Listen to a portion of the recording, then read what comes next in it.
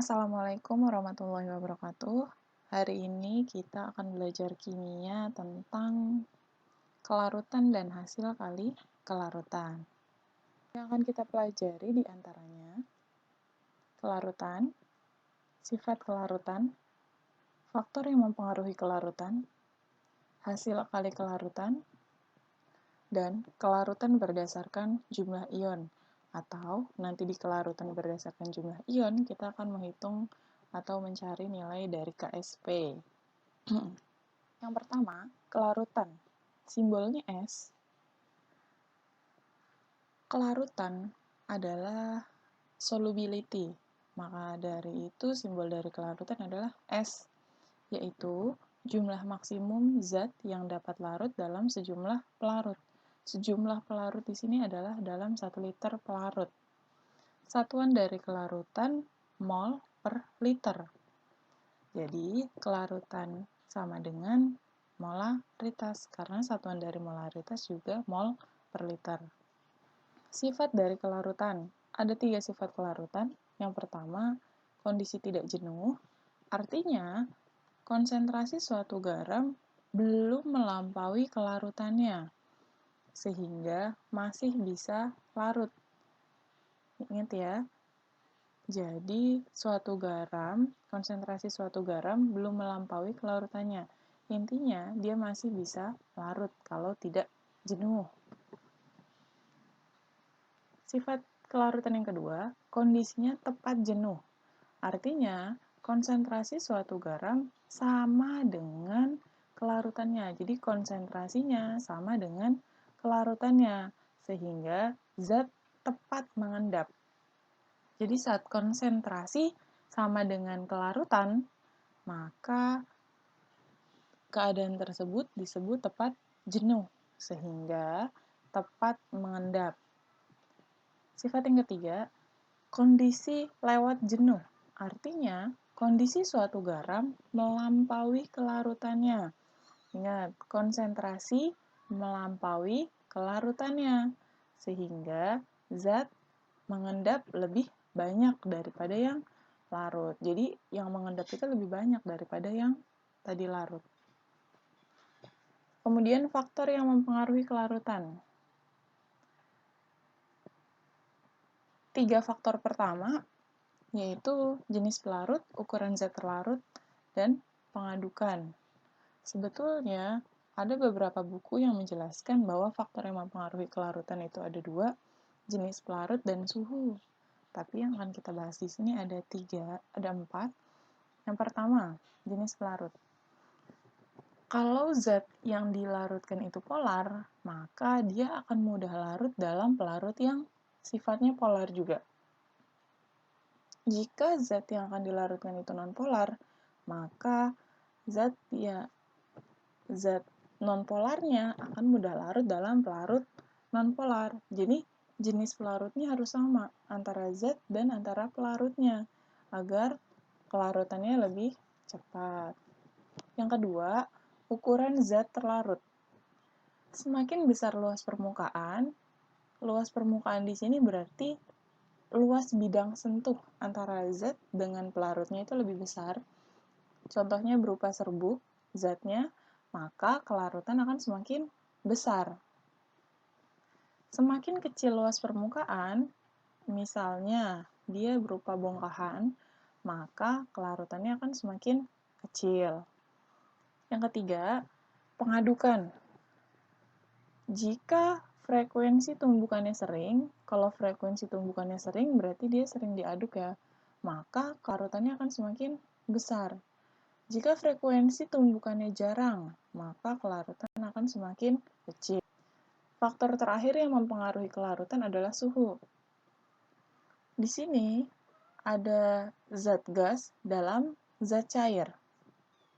Maksudnya, ketika suhunya dinaikkan atau suhunya dipanaskan, maka kelarutannya akan menurun. Yang kedua, ketika suhunya diturunkan atau didinginkan, maka kelarutannya akan meningkat. Jadi kalau misalnya kita memanaskan air, di dalam air itu pasti ada uap air. Kalau airnya dipanaskan kemudian mendidih, maka uap airnya atau gasnya itu akan menguap, jadi kelarutannya menurun.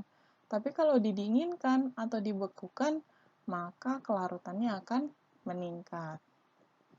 Jadi gasnya nggak akan kemana-mana, tetap ada di dalam larutan yang tadi dibekukan. Yang kedua, zat padat dalam zat cair. Ini ada padatan dalam cairan ya. Ketika suhunya dinaikkan atau dipanaskan, maka kelarutannya akan meningkat. Tapi ketika suhunya didinginkan atau diturunkan, maka kelarutannya akan menurun. Seperti itu ya. Selanjutnya, tetapan hasil kali kelarutan atau disingkat dengan KSP. Karena KSP itu adalah solubility produk konstanta.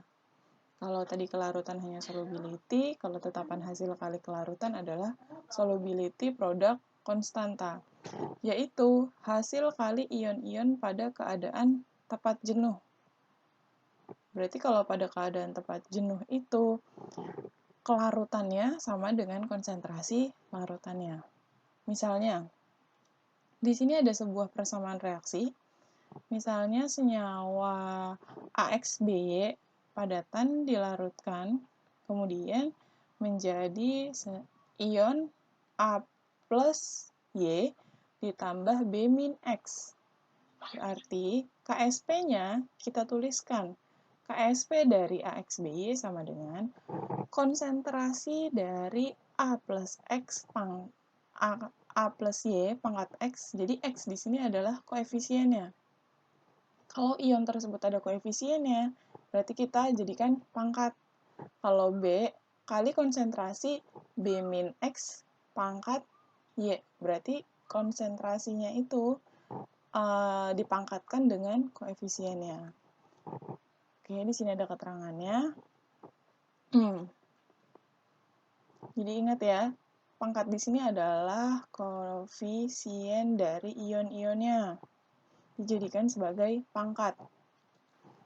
Selanjutnya, kelarutan berdasarkan jumlah ion.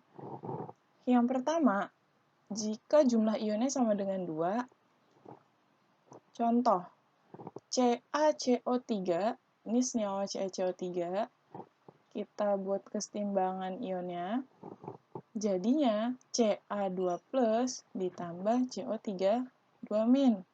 Kita lihat, dari mana jumlah ionnya 2? Di sini kan koefisiennya 1 ya. Kalau 1 nggak ditulis. Di sini, depannya CO3 juga ada koefisiennya 1. Berarti kalau 1 nggak ditulis. Jadi, jumlah ion dari CaCO3 adalah 2. 1 ion Ca2 plus dan 1 ion CO3 2-. Kelarutan tadi simbolnya S. Kita tulis, kelarutan dari CaCO3 adalah S. Kelarutan dari Ca plus 2 sama dengan S, kelarutan dari CO3 min 2 juga S. Karena di sini koefisiennya sama-sama 1, jadi hanya kita tulis S saja. Maka KSP-nya kita tuliskan. KSP sama dengan konsentrasi Ca plus 2 dikali konsentrasi CO3 min 2. Karena di sini koefisiennya cuma 1, berarti pangkatnya 1. Kalau pangkatnya 1, nggak usah ditulis ya. Sama dengan S dikali S, jadinya S pangkat 2. Maka rumus dari KSP yang jumlah ionnya 2, KSP sama dengan S kuadrat. Kalau mau menghitung kelarutannya gimana? Berarti tinggal diakarkan. Akar S atau kelarutan sama dengan akar dari nilai KSP-nya. Mudah ya. Yang B, kalau jumlah ionnya sama dengan 3. Contoh, CaOH 2 kali. Oh, maaf, di sini bukan CaOH 2 kali, tapi di sini adalah Mg. Walaupun sama jumlah ionnya, tapi maunya Mg ya. Di sini Mg OH 2 kali. Ketika diionisasi, menghasilkan Mg plus 2 ditambah 2 OH-. Kelarutan dari MgOH 2 kali adalah S, karena koefisiennya 1. Kelarutan dari Mg plus 2 juga S, karena koefisien di depan Mg ini 1. OH- di sini kelarutannya 2S, karena koefisiennya kita tuliskan kembali, 2S.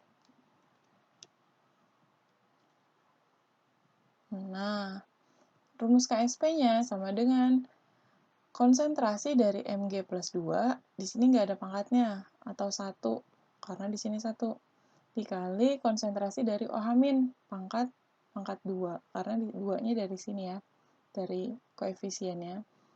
Lalu, sama dengan S kita turunkan, dikali 2S-nya kita tulis lagi, pangkatkan dengan 2, karena koefisiennya 2.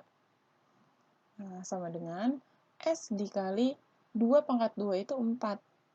S kuadrat, berarti 4S 2. Dikali dengan S, jadinya 4S3. Rumus KSP dari jumlah ionnya 3, KSP sama dengan 4S pangkat 3. Kalau kelarutannya aja, berarti sama dengan akar 3 dari KSP dibagi dengan 4. Kalau jumlah ionnya sama dengan 4, di sini contohnya ada AlCl3. Kita buat reaksi kesetimbangannya, Al muatannya kan 3+, ditambah dengan Cl-. Awalnya hanya Cl itu muatannya -1. Kalau Al-nya plus 3, Cl-nya -1, berarti biar jadi -3 harus kita kalikan dengan 3. Maka koefisiennya kita tambahkan 3.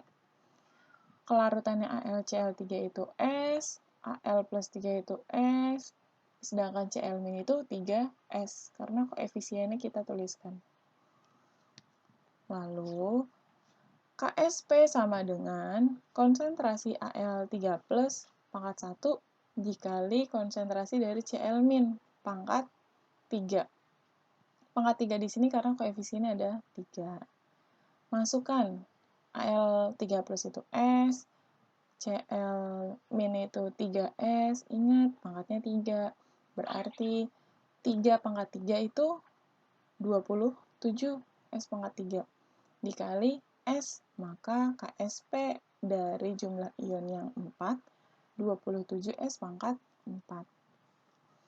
Sehingga, kalau menghitung kelarutannya sama dengan akar 4 dari KSP dibagi dengan 27. Mudah ya? Contoh. Yang pertama, tentukanlah tetapan hasil kali kelarutan dari NaCl dan BaOH 2 kali. NaCl kita buat kesetimbangannya, Na plus ditambahkan dengan Cl-. Karena koefisiennya sama-sama 1 semua, berarti kita tuliskan rata. S, S, S. Sehingga rumus KSP-nya sama dengan konsentrasi Na plus dikali konsentrasi Cl-. S dikalikan dengan S. S di sini kecil aja ya. Sama dengan S pangkat 2. Contoh yang kedua, BaOH 2 kali. Dibuat kesetimbangan ionnya Ba2 plus ditambah 2 OH-. Karena koefisiennya 1 jadi S, koefisiennya 1 jadi S, koefisiennya 2 jadinya 2S kelarutannya. Maka KSP sama dengan konsentrasi Ba2 plus dikali konsentrasi OH- pangkat 2. Pangkat 2 di sini dari koefisiennya.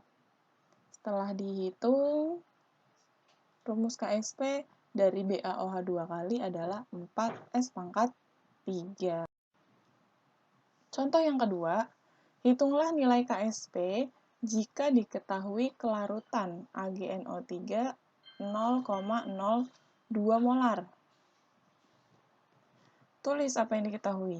Di sini kelarutan AgNO3 0,02 molar. Berarti kita tuliskan S dari AgNO3 0,02 molar. Atau sama dengan 2 kali 10 pangkat min 2 molar. Yang dihitung adalah KSP-nya. KSP dari AgNO3. Kita buat dulu reaksi ionisasi atau kesetimbangan ionnya. AgNO3 setimbang dengan Ag plus ditambah NO3 min. Koefisiennya 1 semua, berarti kita tuliskan SSS semua kelarutannya.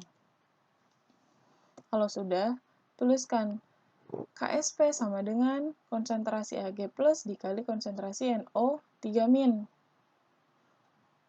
Tuliskan kembali yang tadi di awal, S dikalikan dengan S, jadinya S kuadrat. Kan tadi di soal kelarutannya sudah diketahui ya, 2 kali 10 pangkat min 2. Berarti kita masukkan ke rumusnya. 2 kali 10 pangkat min 2 pangkat 2. Jadi hasil dari KSP AgNO3 adalah 4 kali 10 pangkat min 4. Contoh yang terakhir, jika diketahui nilai KSP CaOH 2 kali, 4 kali 10 pangkat min 12. Hitunglah kelarutan. Oh, kalau ini dibalik ya. Soal yang tadi diminta untuk menghitung atau menentukan KSP-nya. Kalau sekarang ditanya kelarutannya.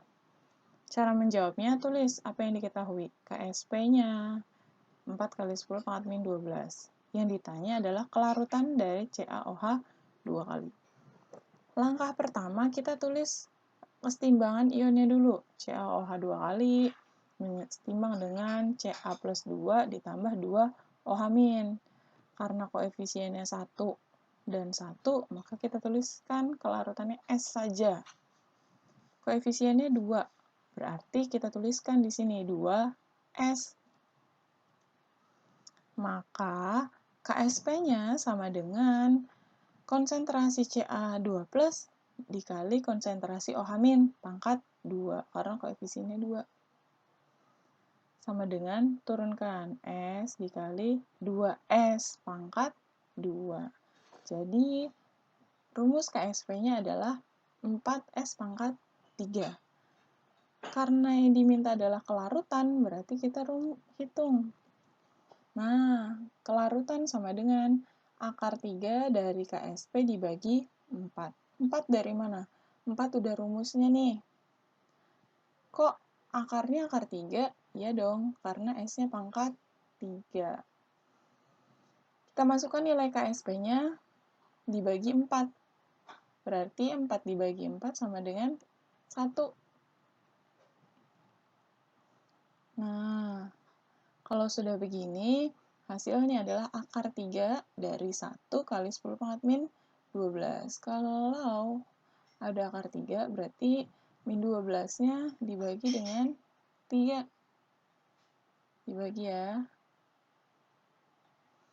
Jawabannya sama dengan 1 kali 10 pangkat min 4. Begitu. Semoga dapat dipahami ya. Sekian pembelajaran hari ini. Terima kasih, semoga bermanfaat. Wassalamualaikum warahmatullahi wabarakatuh.